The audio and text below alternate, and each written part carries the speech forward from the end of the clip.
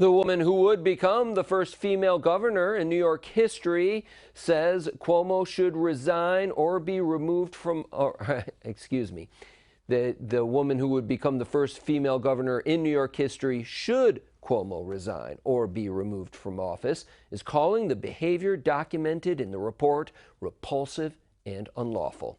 Lieutenant Governor Kathy Hochul has served as the second in command since 2015. She's from the Buffalo area town of Hamburg and previously served as Erie County Clerk and briefly in Congress. In her statement, she calls sexual harassment unacceptable in any workplace and says that no one is above the law. Congresswoman Claudia Tenney, a longtime foe of Cuomo's, renewed her calls for the governor to resign and be prosecuted.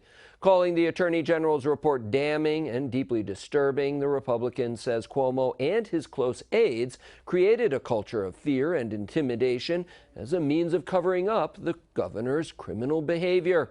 Tenney, who previously served in the New York State Assembly, says the action of Cuomo's inner circle should also be investigated.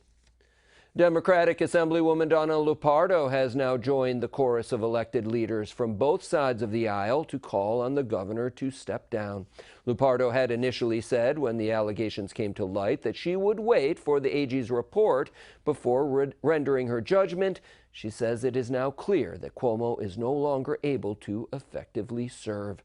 Both of the state's U.S. senators are renewing their calls on Cuomo to resign. Majority Leader Chuck Schumer and Senator Kirsten Gillibrand issued a joint statement calling the alleged actions of the governor profoundly disturbing, inappropriate, and completely unacceptable.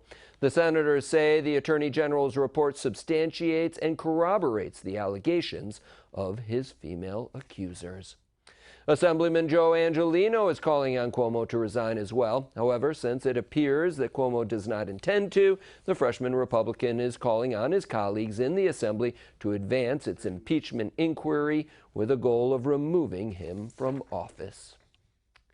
Meanwhile, other leaders have issued statements as well. Republican State Senator Fred Akshar saying that the governor must resign. Democratic Broome County Executive Jason Garnar says Cuomo can no longer effectively serve the people of New York State. And Democratic State Comptroller Tom DiNapoli renewed his prior statement that the governor should step down.